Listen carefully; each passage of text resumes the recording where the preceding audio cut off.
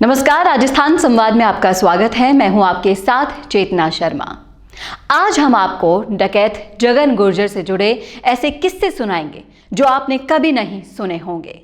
तो चलिए शुरू करते हैं। राजस्थान के धौलपुर जिले का एक लड़का जो कभी दूध बेचने का काम किया करता था, उसे गांव के विवाद और जीजा की हत्या ने कुख्यात डकैत में तब्दील कर दिया। इस लड़के का नाम जगन गुर्जर था। गांव से भागने के बाद उसने बीहड़ों का रुख किया और फिर कई सालों तक वहीं का होकर रह गया। धौलपुर जिले के भुवतेपुरा में जन्मा जगन गुर्जर कभी साइकिल से गांव-गांव दूध बेचने का काम करता था। साल 1994 में 20 साल का जगन अपने पिता का अपमान झेल ना सका और गांव के एक मंदिर कमेटी के सदस्यों को पीट-पीट कर अधमरा कर दिया। फिर पुलिस से बचने के लिए बीहड़ में जाकर डकैतों के साथ रहने लगा। कई सालों तक वो मोहन गुर्जर नाम के डकैत के साथ लूटपाट करता रहा। जिस साल जगन घर से भागा, उसी साल उसके जीजा की हत्या कर दी गई। मालूम किया तो हत्यारे खुद की गैंग के सरदार मोहन गुर्जर के रिश्तेदार निकले। 5 सालों तक खून का घूंट पीकर बैठे जगन ने साल 1999 में गिरोह के सरगना मोहन की हत्या कर दी। फिर वो खुद सरदार बन बैठा और अपने हुक्म पर गैंग चलाने लगा। जगन के सरदार बनने के बाद पत्नी समेत उसके तीनों भाई पान सिंह, पप्पू और लाल सिंह भी गिरोह में शामिल हो गए। इस दौरान डाकू जगन गुर्जर ने मध्य प्रदेश, यूपी में और राजस्थान में जमकर आतंक मचाया। हत्या, अपहरण और बारात लूटना उसका शगल बन गया। बताया जाता है कि जब तक जगन ने आत्मसमर्पण नहीं किया था, तब तक चंबल के इलाके में शादियां नहीं हुई थी। कई सालों तक आतंक मचाने के बाद साल 2001 में जगन ने पहली बार तत्कालीन एसपी के सामने सरेंडर किया था। कई सालों बाद जेल में जमानत से रिहा पर हुआ तो फिर से खौफ कायम हो गया। साल 2008 में गुर्जर आंदोलन के दौरान वो जब चर्चा में आया, तब उसने राजस्थान के तत्कालीन सीएम वसुंधरा राजे के महल को बम से उड़ाने की धमकी दे डाली थी। इस मामले के बाद उस पर 11 लाख रुपए का इनाम घोषित किया गया था। फिर भारी दबाव के बीच 30 जनवरी 2009 को उसने सचिन पायलट के सामने सरेंडर किया।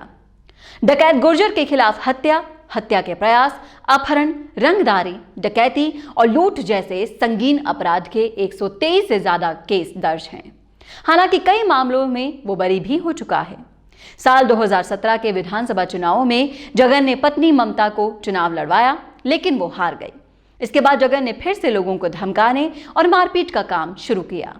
कुछ दिनों बाद जब उसे लगा कि पुलिस कोई भी एक्शन ले सकती है, तो फिर से 19 अगस्त 2018 को तत्कालीन आईजी के सामने आत्मसमर्पण कर दिया।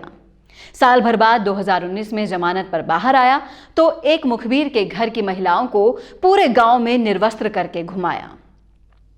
जगन के द्वारा अंजाम दी गई इस वारदात के बाद इलाके में हड़कंप मच गया और एक बार फिर उसने उसी साल 2019 में एसपी के सामने सरेंडर किया। फिर 6 जुलाई 2021 में फिर से बाहर आया तो फिर से इलाके में कई जगह फायरिंग की और उसके बाद उसे फिर से गिरफ्तार करके जेल भेज दिया गया। हाल ही में 22 जनवरी को उसने विधायक गिरिराज सिंह मलिंगा को जान से मारने की धमकी भी दी थी, जिसके बाद 15 दिन की कड़ी मशक्कत के बाद जगन गुर्जर को करौली के जंगलों से पकड़ लिया गया था। तो ये थी हमारी खास रिपोर्ट। कैसे लगी आपको कमेंट करके जरूर बताएं कमेंट बॉक्स में। साथ ही ऐसी ही और रिपोर्ट्स देखने के लिए देखना ना भूलें राजस्थान संवाद। नमस्कार।